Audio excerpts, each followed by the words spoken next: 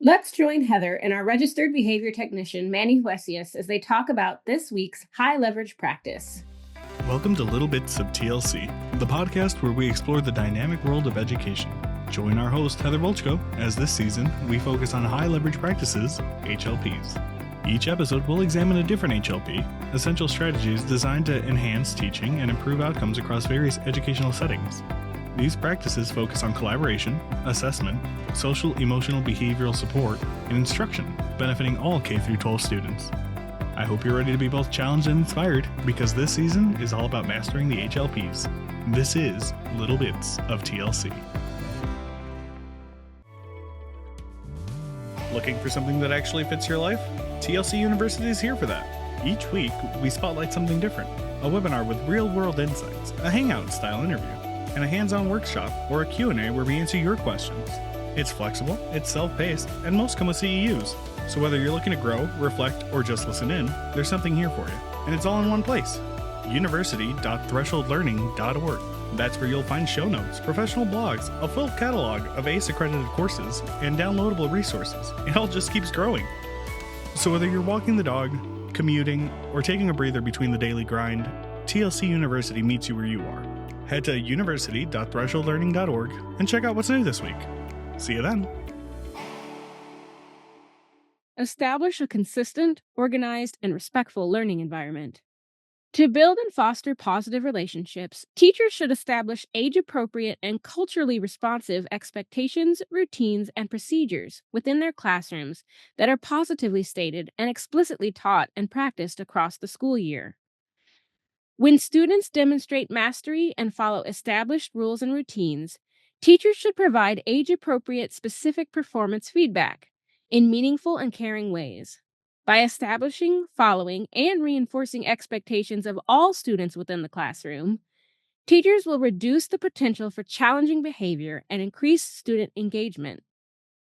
When establishing learning environments, teachers should build mutually respectful relationships with students and engage them in setting the classroom climate, like rules and routines. Be respectful and value ethnic, cultural, contextual, and linguistic diversity to foster student engagement across learning environments. This week, we're talking about high leverage practice number 8, providing positive and constructive feedback to guide students' behavior. So, Manny, I know for you and a lot of your on-site consult work, you're doing a ton of this. You're constantly modeling this for staff so that then students can, really understand what is expected from their staff in your absence. So, for you and your practice, what does this look like? For me, this HLP is about being clear with the students what you're giving them praise for or correction for. Not just saying the good job or, don't do that, but giving them the actual information, what they actually need to work on, what you're actually is working right now via the praise. So giving them the what and the why. Yeah, I think it really is that both and, right? Like you need to know what you're doing, but if you don't know why, then it's just following blind mandates, which rarely goes well for our students.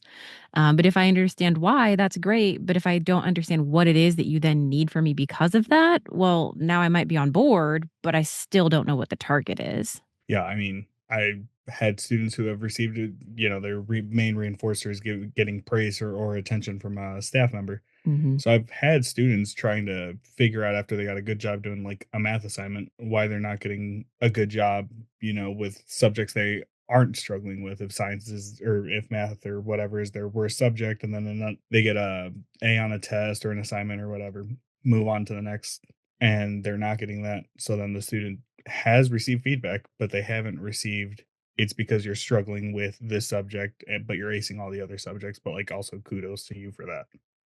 So it's like they're kind of getting almost like mixed messages, is what you're saying. And then they're trying to make sense of it, but then they never really know like what that target is and if they're even hitting that kind of like seemingly secret target.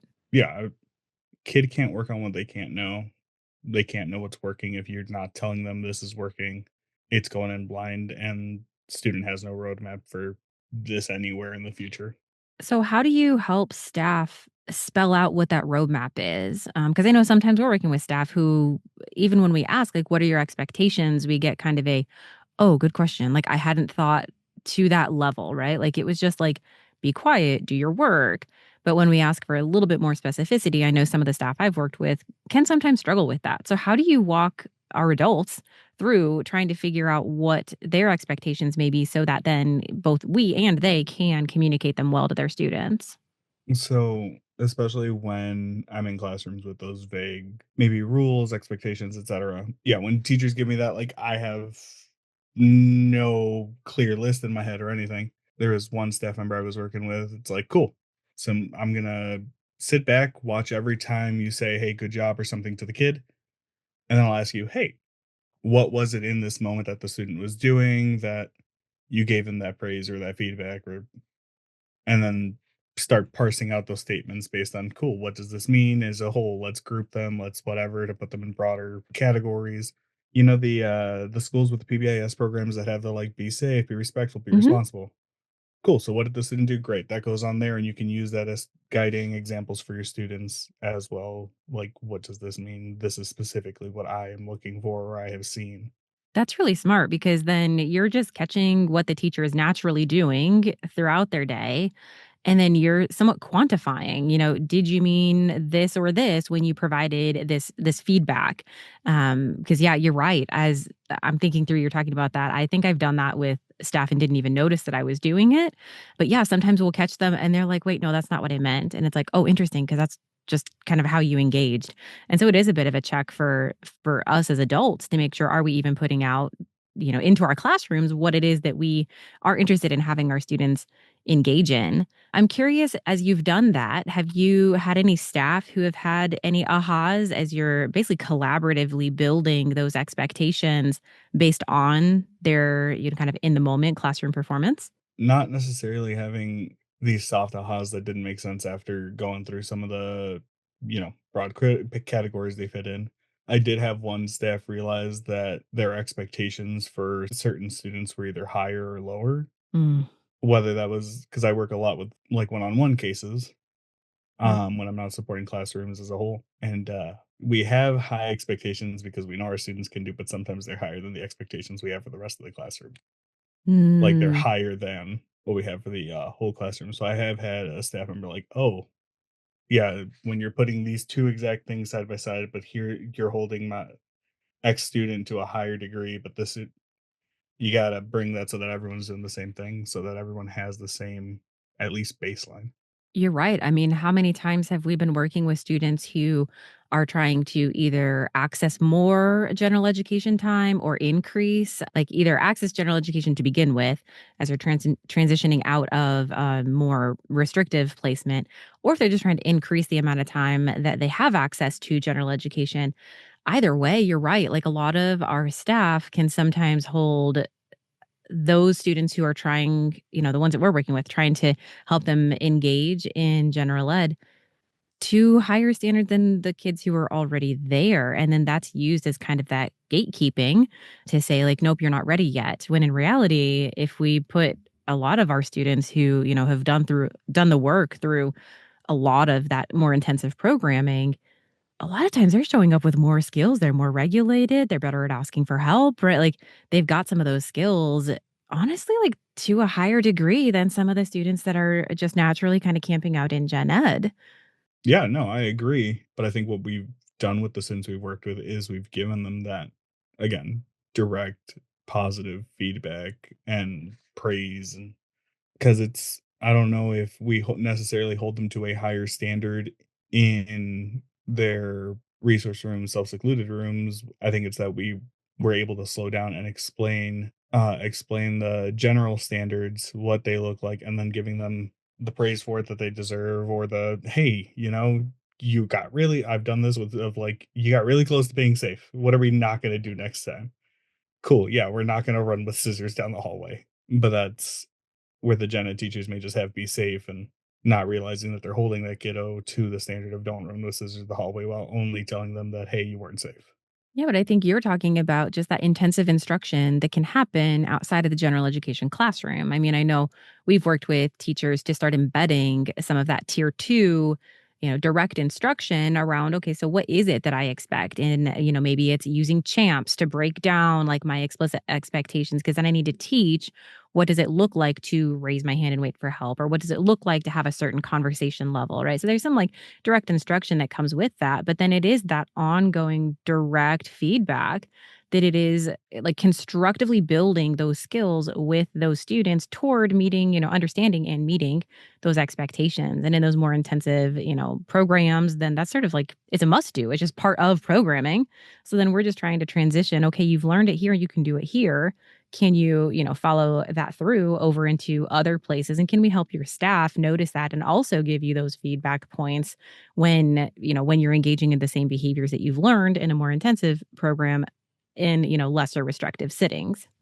Yeah, so I think it's because regardless of where the student is, whether it's gen ed or in their intervention room, resource room, we give them behavior specific praise as well, not just like academic praise, not just but behavior specific praise on the things that the students do in a way that they could either continue building on the praise and feedback you gave them, or they could use it as a reference, as they're considering punching another student for cutting them in line. Yeah, just so they can use that as a guide or use that for like people liked it when I did this here. People will like it when I do this here, whether that's the I'm freaking out in this classroom, in this gen ed classroom, where I'm going to freak out in this resource room. And then remembering some of the students I've worked with do the breathing exercises or like oh, we're going to pull ourselves back for a moment. Like we're going to do the whole point, pinch the air.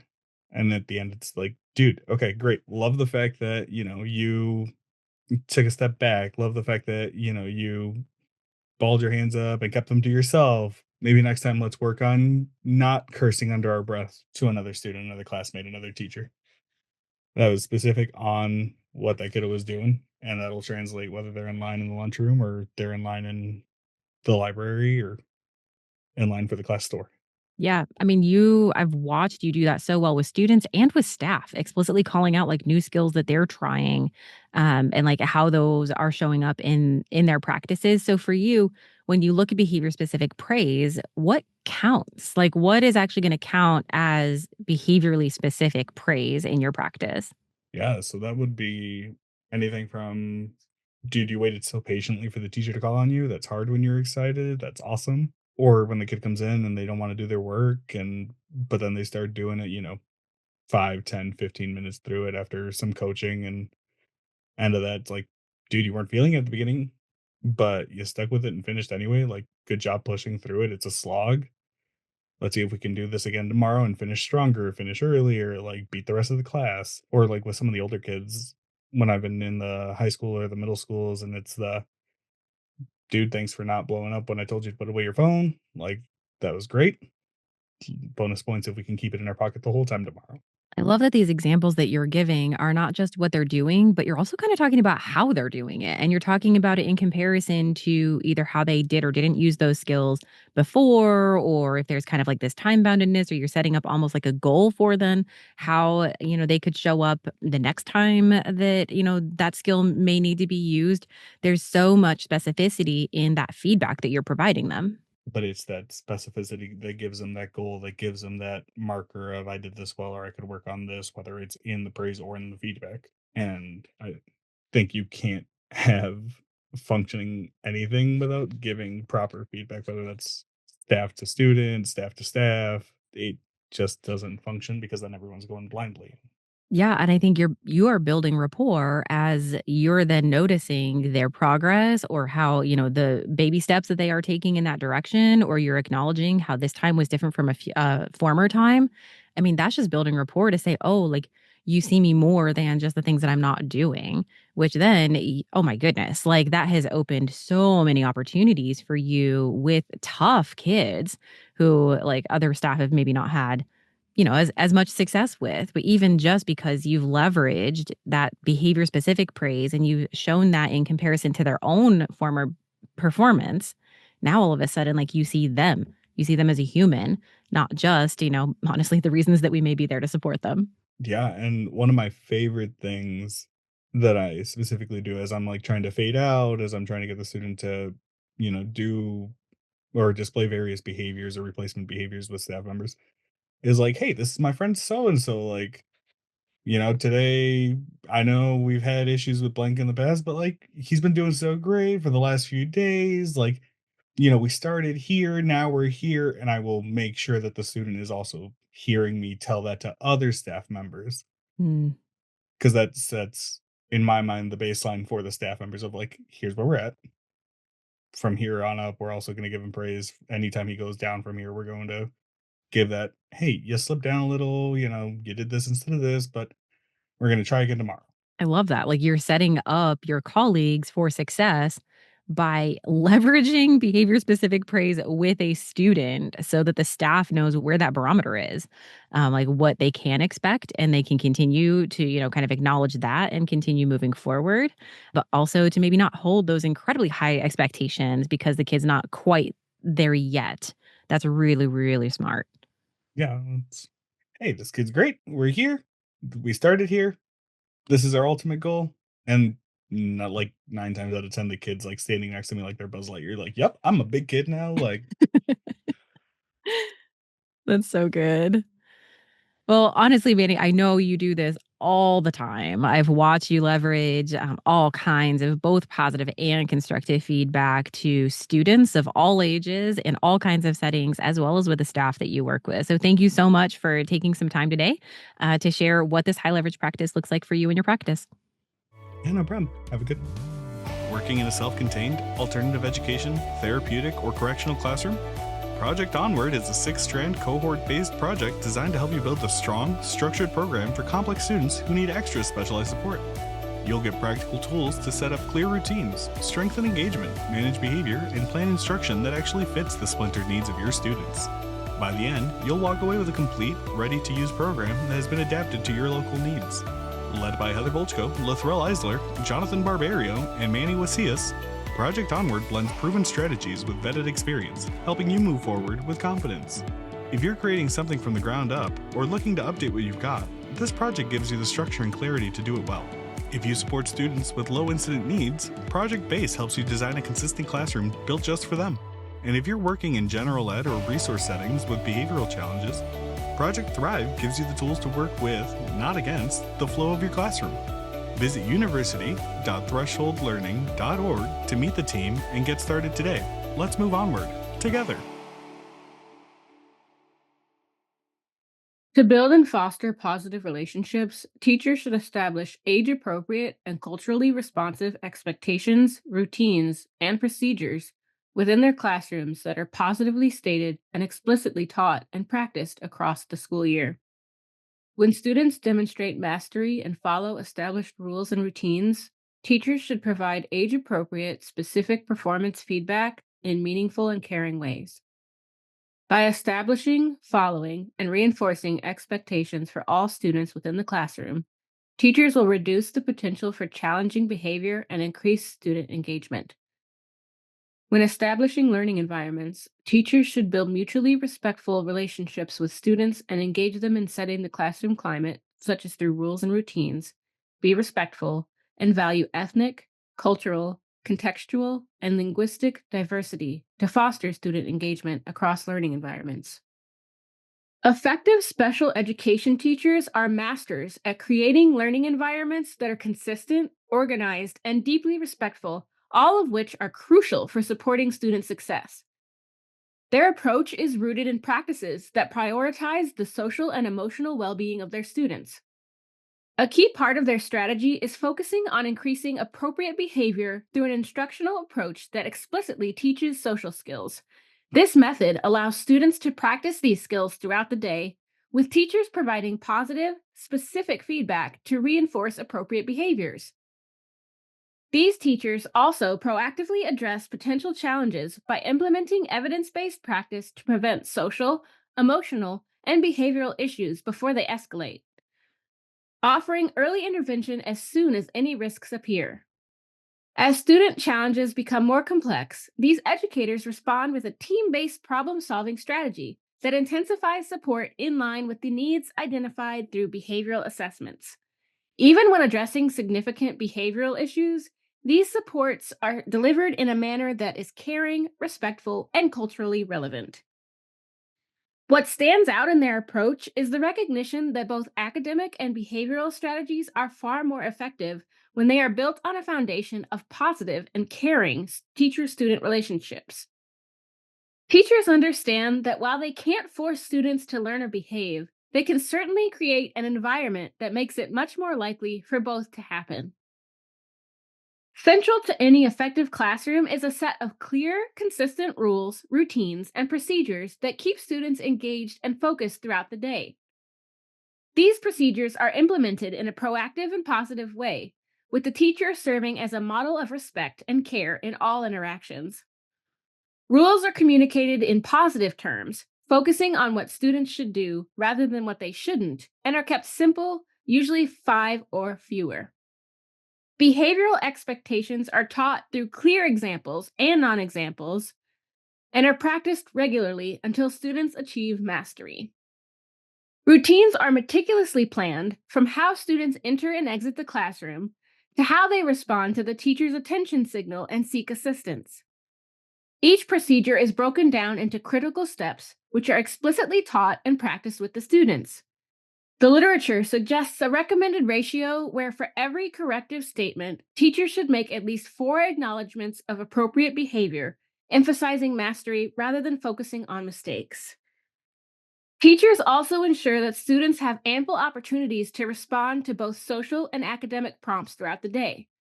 These prompts are tailored to the expectations at hand, whether it's a social norm like voice levels during transitions or an academic task.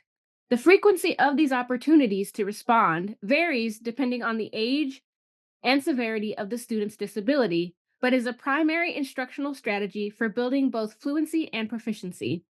In every lesson, the goal is to achieve a balance of direct instruction, ample practice opportunities, and high rates of feedback, all of which are designed to ensure that students are successful, typically aiming for at least 80% proficiency. This approach maximizes engagement and minimizes off task behavior. As students progress, their learning is carefully monitored, and teachers adjust their instruction, practice, and feedback to meet the evolving needs of their students. When teachers and school staff create a consistent, organized, and respectful learning environment, they set the stage for students to thrive, both academically and behaviorally. In a chaotic classroom, students can't learn, and teachers can't perform at their best when constantly managing off task behaviors. However, when teachers invest time in explicitly teaching classroom rules and expectations, approach behavioral issues as learning opportunities, and treat students with respect, they are well equipped to build positive relationships and support student success. This practice is closely connected with other high leverage practices, such as High Leverage Practice 16, which emphasizes the use of explicit instruction, and High Leverage Practice 8 and 22, which focuses on providing positive and constructive feedback to guide students' learning and behavior. Additionally, effective special educators collaborate with colleagues as outlined in High Leverage Practice 1 and 2 and use a range of data sources, as described in High Leverage Practice 4 and 6, to evaluate the effectiveness of their classroom environment and make necessary adjustments to ensure student success. Teachers who effectively establish a consistent, organized, and respectful learning environment begin by ensuring that expectations, rules, and procedures are clear, observable, and positively stated. This isn't just about laying down the law. These guidelines are articulated in ways that students can easily understand and apply, no matter where they are in the school. It's also essential that these expectations and rules resonate with the diverse cultures, values, and beliefs of the students and families represented in the school. Effective teachers don't just impose rules, they thoughtfully incorporate the rich cultural backgrounds of their students, making the learning environment inclusive and respectful of everyone's identity. These teachers know that simply stating rules isn't enough. They establish and explicitly teach 3 to 5 core expectations, like being respectful, responsible, and safe. And it doesn't stop there. They bring students and other stakeholders into the process, making sure that these expectations are meaningful to everyone involved. To support these expectations, specific behaviors or classroom rules are clearly defined and taught. Teachers also create and teach consistent procedures for daily tasks, such as how to line up or how to seek help, giving students a structured way to navigate their day. Throughout the year, these expectations and rules aren't just set in stone and forgotten. Effective teachers regularly revisit and reteach them as needed, always using consistent language to reinforce what's been established. They help students understand why these rules matter, grounding their behavior in a rationale that makes sense. An essential part of this process is recognizing that all behavior is a form of communication. Effective teachers interpret student behavior through this lens, which allows them to respond in ways that address the underlying needs, rather than just the surface level actions. To encourage students to follow these expectations, teachers minimize unstructured time and ensure that the rules are visible throughout the school. They also thoughtfully arrange the physical space to maximize flow and accessibility, and they use strategies like pre-correction to anticipate and prevent issues before they arise. Frequent, consistent, and positive feedback is key, reinforcing the behaviors that align with classroom expectations and maintaining a positive, supportive environment for all students. School leaders play a crucial role in supporting teachers by ensuring they are proficient in key classroom management practices and applying them consistently across various settings. This involves providing feedback on how effectively these practices are implemented with different students, helping educators fine-tune their approach. Leaders should also foster a school environment where proactive and positive classroom management is the standard, creating a supportive and productive atmosphere. Additionally, it's important for leaders to collaborate with their staff to develop a cohesive set of response strategies for acknowledging appropriate behaviors and addressing challenges.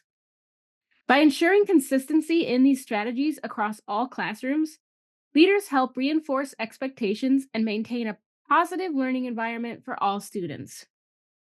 Establishing a clear, consistent, and positive learning environment is more than just a best practice. It's the bedrock upon which all other high-leverage practices are built. Think of it as the stage on which the drama of teaching and learning unfolds. When this foundation is solid, students are more likely to succeed both academically and socially.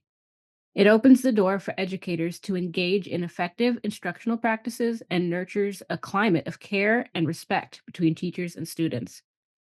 Research over the past 50 years continuously underscores the significant impact that robust classroom management and effective instruction have on students' academic achievements and social behaviors. Essentially, when the environment is right, everything else falls into place, making teaching and learning a more impactful and positive experience. We hope you enjoyed this week's episode. Join us next week when Heather sits down with our licensed counselor, John Barbario, to talk about our next high-leverage practice. Hey, before you jump back into your busy life, consider dropping a like and follow @ThresholdLearningTLC on LinkedIn, Facebook, and Instagram. And if you like our show, share the podcast with your colleagues. A personal recommendation is by far the best way to promote the podcast. Let them know that they can listen on Apple Podcasts, Spotify, or anywhere else that they catch their podcast. Just be sure to leave a rating and review on your favorite platform. You can email us at info@thresholdlearning.org. We always enjoy connecting with fellow educators and champions for educational justice. You can find everything you're looking for at thresholdlearning.org. See you there. Attention educators pursuing behavior analysis certification and universities preparing them for success. Supervision with TLC offers 100% remote fieldwork supervision designed specifically for school-based professionals. Educators can earn their hours right in their schools without leaving their classroom, all while being supported by experienced BCBAs who understand the realities of education. With month-to-month scheduling, affordable rates, and both live video and asynchronous chat, our fieldwork supervision model is designed to fit into your life, not the other way around. We also invite universities to enhance their graduate programs in partnership with our team of practicing school-based BCBAs. Our fieldwork supervision model keeps students on track for certification by helping them connect their practice to all exam domains so that they can confidently pass the exam. Explore more at university.thresholdlearning.org/supervision or email supervision@thresholdlearning.org to connect. Supervision with TLC, where educators grow into behavior analysts.